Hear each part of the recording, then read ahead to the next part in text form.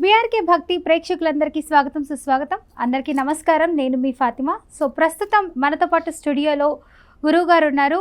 June నెల మాసం గురించి 12 రాసుల వారికి ఎలా ఉండబోతుంది తెలియజేయడానికి మనతో పాటు స్టూడియోలో ప్రముఖ ఆధ్యాత్మికవేత్త, జ్యోతిష వాస్తు పండితులు ప్రొఫెసర్ ముల్లపూడి సత్యనారాయణ గారు మనతో పాటు ఉన్నారు. సార్ని అడిగి మరిన్ని వివరాలు తెలుసుకుందాం. నమస్తే గురుగారు. నమస్కారం మా ఫాతిమా. గురుగారు, ఈ జూన్ మాసంలో ధనస్సు రాశి వారికి ఏ విధంగా ఉండబోతుంది? లాస్ట్ టైం చూస్తే మీరు లాస్ట్ మాసంలో ధనస్సు వాళ్ళకి ఆర్థికంగా కొంచెం లాభం ఉంటుంది, మానసిక ఒత్తిడి అసలు ఉండదు, ఉల్లాసంగా ఉత్సాహంగా అన్నారు.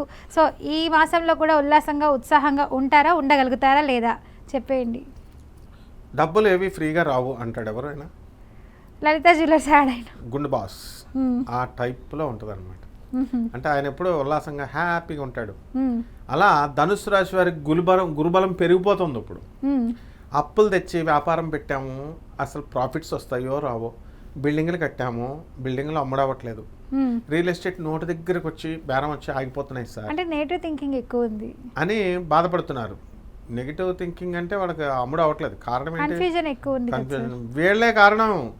ఇప్పుడు ₹1,00,000 అమ్మేటటువంటి స్థలాన్ని 10 లక్షలు చెప్పేస్తే మరి సాఫ్ట్వేర్ కొంటాడా? ఒక భూమిని తీసుకొచ్చారు, దొంగ భూమి తీసుకొచ్చి హైదరాబాద్లో ఉన్న భూములన్నీ కూడా భూమ్ అని చెప్పేసి ఎక్కువ రేట్లు చెప్పేశారు, కొనేశారు. ఇంకా ఎక్కువ చెప్తే ఎక్కడ కొంటారు పాపం, డబ్బులు అయిపోయినాయి సాఫ్ట్వేర్ వాళ్ళ దగ్గర. అందుకు బిజినెస్లు లేవు.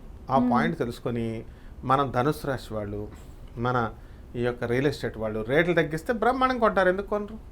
అది ఇప్పటి నుంచి వస్తుంది ఆ తెలివిగా. గురుడు ఇప్పుడు షష్టమంలో ఉన్నటువంటి వాడు సప్తమంలోకి వచ్చాడు. అంతవరకు ఊహల్లో గుసలాడే అని ఎక్కడో ఊహల్లో ఉంటారు. ఇప్పుడు ప్రాక్టికల్ లైఫ్లోకి వస్తారు. తర్వాత ధనుసు రాశి వారు మొన్నటిదాకా మే 18వ తేదీ వరకు ఊహల్లో ఉన్నారు. వాళ్ళ బ్రెయిన్ పనిచేయట్లేదు. ఎందువలన? రాహు అర్ధాష్టమంలో ఉన్నాడు. అందువలన మనం ఎవ్వరని చెప్పినా సరే వినరు. కాబట్టి ఇప్పుడు ఆయన బ్రహ్మాండంగా కుంభరాశిలోకి వచ్చాడు. ఎవ్వరు చెప్పక్కర్లేదు. వీళ్ళ పిచ్చి తగ్గిపోయింది. ధనుసు రాశి వాళ్ళు బ్యూటిఫుల్ బిజినెస్ చేస్తారు. కూరగాయల వాళ్ళు కూరగాయలు అమ్ముతారు, బిల్డింగ్ కడతారు. ఫిష్ చేపల వాళ్ళు, ఉప్పు చేపల వాళ్ళు 4 బిల్డింగ్లు ఉన్నాయంటే నువ్వు నమ్మవు. చేపల బిజినెస్ అంటే ఏంటి? నన్ను ఎవరైనా ఏమండి గురుగారు ఏ బిజినెస్ చేసుకోవాలండి అంటే చేపల బిజినెస్ చేయమంటే ఏమిటయా నువ్వు చేపల బిజినెస్ పెట్టమంటావు? సాఫ్ట్వేర్ కంపెనీ, సాఫ్ట్వేర్ అంటారు. జేబులో డబ్బులు లేకపోయినా సాఫ్ట్వేర్ ప్రాజెక్ట్స్ రావు. ఇప్పటి నుంచి వస్తాయి సాఫ్ట్వేర్ కంపెనీలు. ఇప్పటి నుంచి పెట్టుకోవచ్చు, ఈ నెలలో పెట్టుకోవచ్చు, మే 18 తర్వాత. అలా గురువుని గుడ్డిగా నమ్మాలన్నమాట. అప్పుడు మనకు ఫలితాలు వస్తాయి. అందువలన గురువు అంటే ఎవరు? దత్తాత్రేయుడు. కాబట్టి మనకి శని అర్ధాష్టమంలో ఉన్నాడు.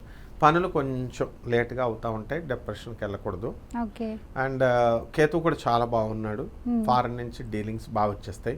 ఫారెన్ బిజినెస్లు అంతా కూడా. ఎవరికైతే పెళ్లి కావట్లేదని చెప్పేసి బాధపడుతున్నారో అటువంటి తల్లిదండ్రులు ఎవ్వరు కూడా బాధపడాల్సిన పని లేదు. వాళ్ళ అబ్బాయి, మా అబ్బాయిని US పంపామండి, మా అబ్బాయి లండన్లో ఉన్నాడండి, ఉద్యోగాలు రావట్లేదండి గురువుగారు, మరి ఎలాగండి అన్నారు. ఉద్యోగం సంగతి దేవుడారికమ్మా, ఉద్యోగం చేసే తెల్లకోడలు వస్తుందన్న వచ్చేసారు ఆటోమేటిక్గా తెల్లకోడలు. లాస్ట్ ఇయర్ ధనుసు రాశి వాళ్ళు అందరూ కూడా ఇంగ్లాండ్ కోడలు, అమెరికా కోడలు వాళ్ళందరినీ తెచ్చారు. జాబులు లేవు, కోడల్స్ జాబులు చేస్తున్నారు. ఈ సంవత్సరం మే 18 తర్వాత ఇప్పుడు మన వాళ్ళందరూ కూడా జాబులు వస్తాయమ్మా. మరి విద్యార్థులకు విద్యాపరంగా ఎలా ఉండబోతుంది? చిరు వ్యాపారస్తులు ఎలా ఉండబోతుంది? తెగ్గ చదివేస్తారమ్మా విద్యార్థులు. గురుబలం పెరిగిపోయింది, వద్దంటే లావు కూడా అయిపోతారమ్మా. స్వీట్లు అసలు ఇళ్లలో స్వీట్ షాపులు కనబడితే చాలు స్వీట్లు తినేస్తారమ్మా. కాబట్టి ఈ విధంగా మొత్తం చిరు వ్యాపారాలు, చిరు ఉద్యోగాలు చేసే వాళ్ళు కూడా సూపర్. చిన్న చితక పనులు చేసుకునే వాళ్ళు super. And they will learn like anything. అసలు ఇక ధనుస్సు రాశి వారికి అడ్డు ఒక్క శనీశ్వరుడు మాత్రమే. అర్ధాష్టమ శని కాచుకొని పనులు లేట్ లేట్ లేట్ లేట్ అంటాడు. అదొక్కటి దాటుకుంటే వీళ్ళు ముందుకెళ్ళిపోతారు.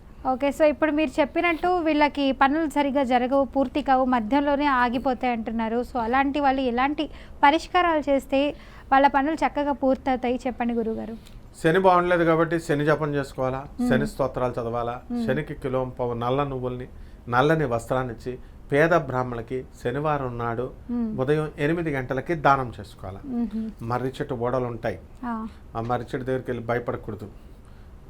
ఆ వేర్లు ఇలా వేలాడుతూ ఉంటాయి, అవి కోసుకోవాలా, ఇంటికి తెచ్చుకోవాలా, పూజా గదిలో పెట్టుకోవాలా, త్రిమూర్తుల పూజ చేసుకోవాలా. అలాగే రావి చెట్టుని చూసుకోవాలా, సెలెక్ట్ చేసుకోవాలా, రావి చెట్టు చుట్టూ ప్రదక్షిణాలు చేసుకుంటూ ఉండాలి. ఓం శనైశ్చరాయ నమః, ఓం శనైశ్చరాయ నమః అంటూ. ఈ రకంగా ఇంట్లో కనుక అసలే మనకి శని జయంతి రాబోతుంది చక్కగా ఎప్పుడు గురుగారు? 27వ తేదీన. అందువల్ల చక్కగా శని జయంతి ప్రతి నెల శని త్రయోదశి వస్తుంది కదమ్మా. అందువల్ల శని జయంతి అక్కలేదు.